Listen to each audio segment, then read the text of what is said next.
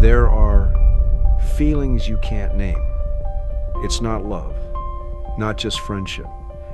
It's something deeper, a kind of love only those involved can understand. Robert Redford, the gentleman with his radiant golden hair and mesmerizing blue eyes, a man who turned every frame into a work of art, has just closed the chapter on his glorious life. Yet, behind all the splendor was a private sorrow, a secret love he kept hidden for decades. Fans knew Redford as a cinematic legend, but few ever imagined that deep inside he had once been consumed by a forbidden love so powerful that he was willing to defy public opinion and even plan an escape to live it fully. Beyond that, he also carried a secret same-sex relationship with one of Hollywood's biggest stars at the time, something never revealed until his final days. At 88, just before his last breath, Robert Redford left behind a confession that stunned the world. He had experienced the greatest love of his life, but it was also the deepest wound haunting him until the very end. Who was that person? And why did this love remain an unhealed scar that followed Redford to his grave? Robert Redford is a living part of Hollywood history, but his beginnings were incredibly humble. As a child, he was just an ordinary boy growing up in Van Nuys. His father was an accountant, and the place where he grew up had no stage or dazzling lights of the movie capital. From an early age, Robert was different. He wasn't an outstanding student and didn't enjoy lectures. But if you handed him a tennis racket, he would never let go. He was also passionate about art and loved to paint. He was once selected to be the starter for tennis legend Pancho Gonzalez. Redford entered the University of Colorado with great hope, but his student life quickly became a series of monotonous lost days filled with alcohol. Eventually, he was expelled a fall that seemed to end all his aspirations. But for Robert Redford, that wasn't the end. He decided to leave America behind. He wandered through Europe, living the life of a poor artist, sleeping in damp rooms, eating dry bread. He painted to find himself in every brushstroke. Amid the sunlight of Italy's ancient streets, a new seed sprouted, and he found his passion for the stage. When he returned to America, Robert Redford was no longer a lost young man. Although he enrolled at Pratt Institute to continue his passion for painting, another calling within him became stronger.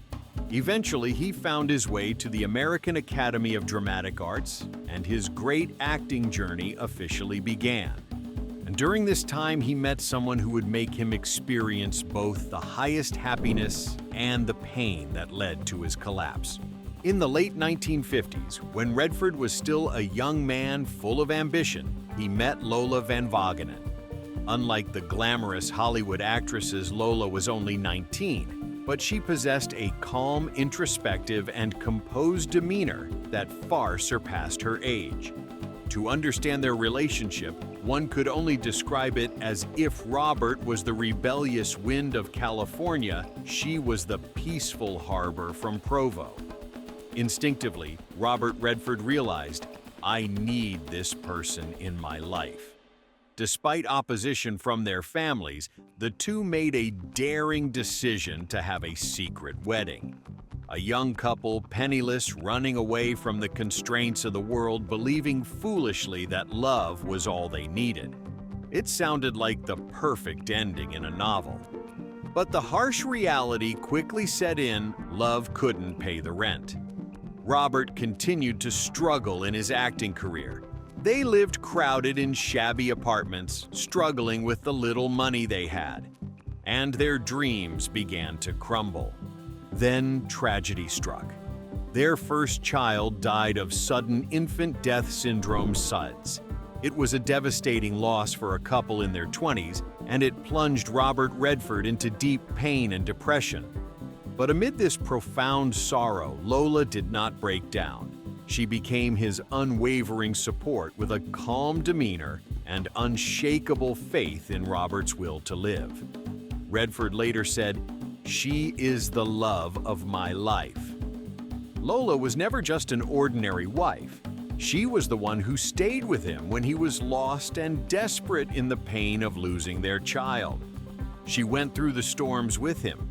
It was Lola's unwavering belief that became the foundation and shaped the legend of Robert Redford.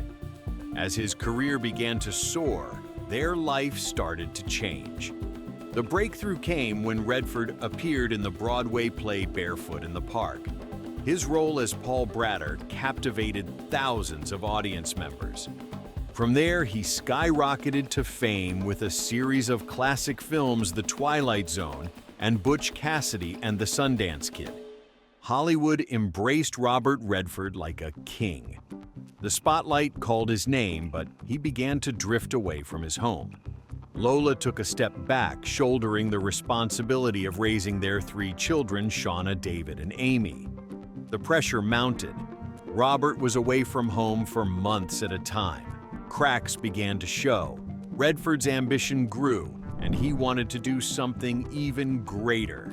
He wanted to create greatness for both Hollywood and the world. He became so absorbed in his work that he neglected his family. Later, Redford admitted in an interview, "I was so focused on building my name, I forgot the most important thing was right at home." Though their marriage was on the rocks, Lola was the first to support him in establishing the Sundance Film Festival. Without her support, Sundance might not have survived. But the cracks never healed. Their 27-year marriage ended in 1985 without any legal battles. To the media, Robert Redford called it a balanced and right decision. Those words were a cover for a much more painful truth. The separation was filled with hurt. Redford chose silence and distanced himself from the world. He locked himself in his room, skipping meals, drinking only coffee, and smoking continuously. At times, the housekeeper would find him motionless for hours by the window. He wrote dozens of letters to Lola, but never received a response. Losing Lola felt like losing the world. He loved her deeply, but now it was too late. The great career he had pursued had come at too high a cost. Even when standing at the pinnacle of glory, he could never make up for it. But what about his greatest love? And what about his soulmate? People often talk about Paul Newman and Robert Redford as a legendary duo. But there's something the public rarely discusses. A secret love once existed between them.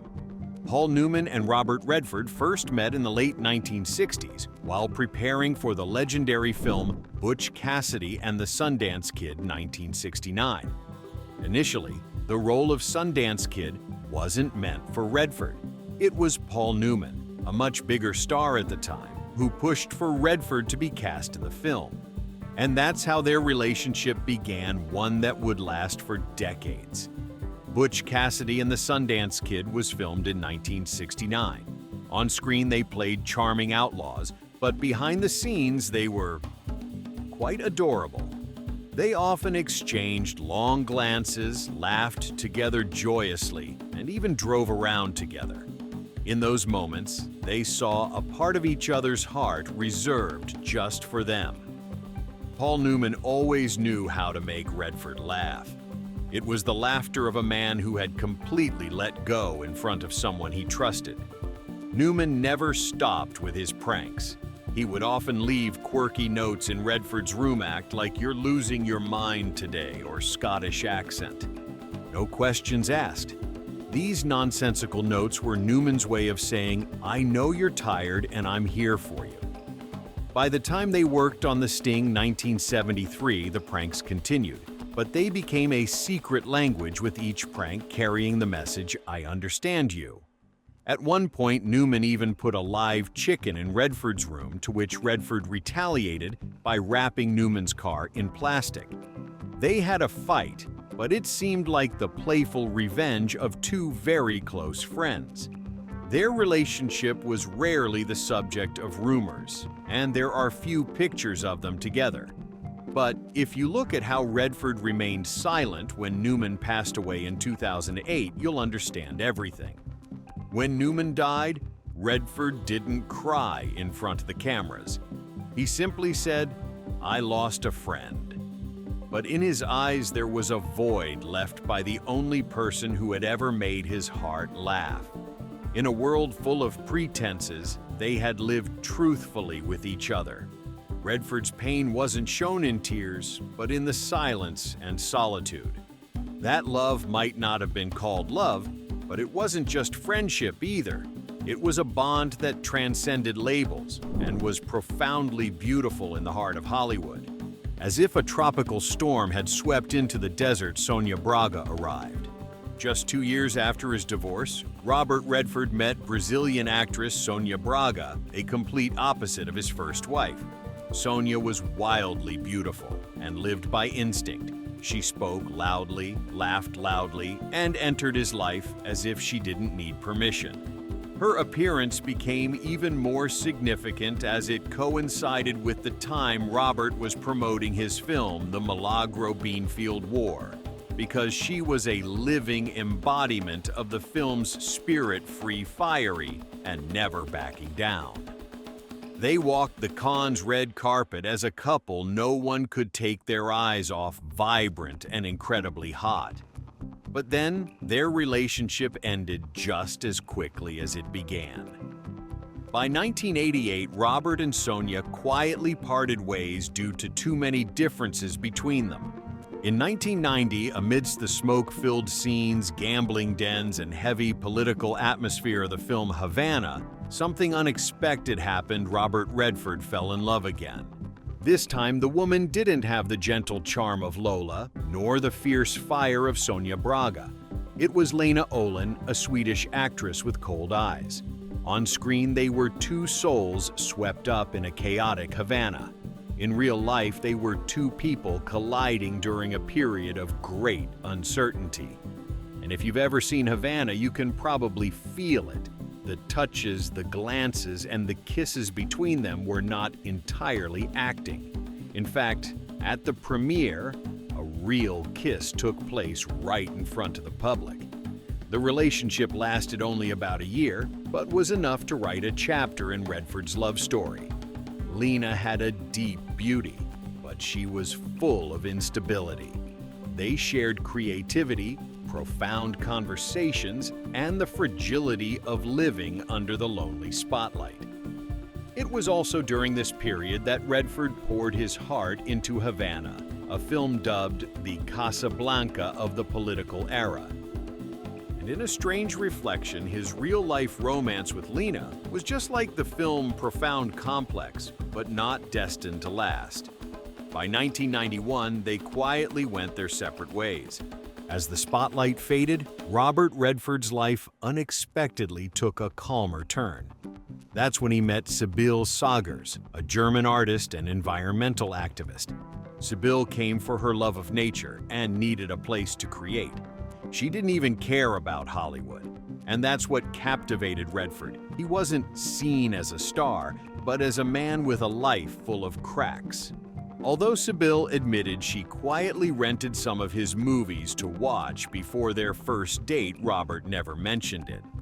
The meeting wasn't about the legendary Redford, but about Bob, a 60-year-old man with a heart full of scars and a desire to be understood. This love was unlike any other. It didn't burn like with Sonia Braga, nor did it contain the sacrifice of Lola. With Sibylle, it was a mature, harmonious, and surprisingly peaceful love. After more than a decade together, they officially married in 2009 in Germany. Sibylle is not just a life partner, but also an indispensable collaborator in Redford's environmental activism. They co-founded The Way of the Rain, where Sibylle uses performance art and Robert uses his voice to tell the story of the Earth, its fragility, and humanity's responsibility. Redford once said, "She gave me a completely new life." He wasn't talking about marriage. He was talking about a rebirth. However, Robert Redford's life doesn't just stop at his romantic relationships, no matter how profound or life-changing. Alongside love, there's another journey, a silent yet much more powerful one. Robert Redford's life doesn't just stop at his relationships. He had wonderful children, and they were a gift from God. Although Sibylle Sagars became an important life partner in his later years, Robert Redford's heart was always with his family. He had a total of 4 children. However, tragedy struck early. His first son, Scott, passed away from SUDS at just 2 months old. This pain became a permanent scar, shaping how Redford viewed life and deepening the love he had for his loved ones. The artistic blood in the Redford family didn't stop with him. It continued to flow silently through each generation in their own unique forms of expression. James Redford, his second son, was not only a filmmaker, but also a strong environmental activist. Through his storytelling, he highlighted important social issues, especially organ donation, a topic very close to his heart after he underwent 2 liver transplants himself. Together with his father, James co-founded the Redford Center, a nonprofit organization that produces inspiring films about the environment. Sadly, James passed away in 2020 from liver cancer. Shauna Redford, his eldest daughter, chose a life away from the spotlight. A private painter, she doesn't appear in public, but each of her paintings is a beat from her father's heart, a man who was also a painter before he found his calling in cinema. Shauna married writer Eric Schlosser, author of Fast Food Nation, and together they raised 2 children, Micah and Connor, in a harmonious blend of creativity and ideals. In contrast, Amy Redford, his youngest daughter, chose a tumultuous artistic path like her father. But instead of living in the shadow of a legend, she made her own mark by making films, directing music videos, and using cinema as a tool to fight for women's rights and motherhood. Redford, after the losses and quietness of old age, found complete joy in his grandchildren. 7 grandchildren were like small lights illuminating his twilight years, carrying the memories of those who had passed and igniting a new future. Among them was Dylan Redford, a grandson who inherited his love for cinema.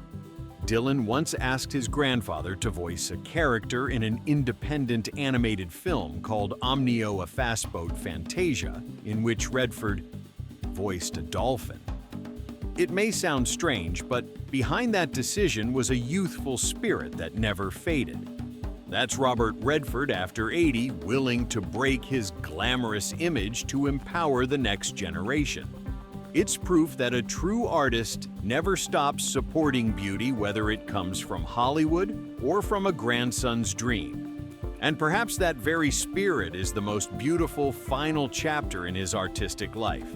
Because Robert Redford's true legacy is not just in the films that made cinematic history, but in the doors he opened for the next generation. The great legacy of Robert Redford. Hollywood paints a picture of Robert Redford as a handsome, rugged gentleman with golden hair and deep blue eyes, representing the classic beauty and charm of Hollywood. But if we only see Redford as an actor, we miss the broader, deeper layers of his extraordinary career and life. Redford was also a visionary director, a bold producer, a tireless social activist, and the founder of one of the most influential cultural movements in modern cinema, the independent film movement. The 1960s, 1980s were the pinnacle of Redford's acting career. He embodied a calm, rational, yet emotional man with the ability to tell a story with a single glance or a subtle gesture without any exaggeration. In a cinematic world full of over-the-top performances, Redford's silence and restraint became a unique language, putting him in the ranks of the most talented actors. However, Redford didn't stop at the spotlight. He transitioned to directing and quickly made his mark with his debut film, Ordinary People, 1980. The film not only won the Academy Award for Best Picture, but Redford himself was honored with the Oscar for Best Director. This work hauntingly explored the psychological trauma of a middle-class family pushing American cinema deeper into the realm of introspection and proving that Redford had a profound vision far beyond acting. This success was followed by other notable works such as A River Runs Through It, 1992, Quiz Show, 1994, and The Horse Whisperer, 1998.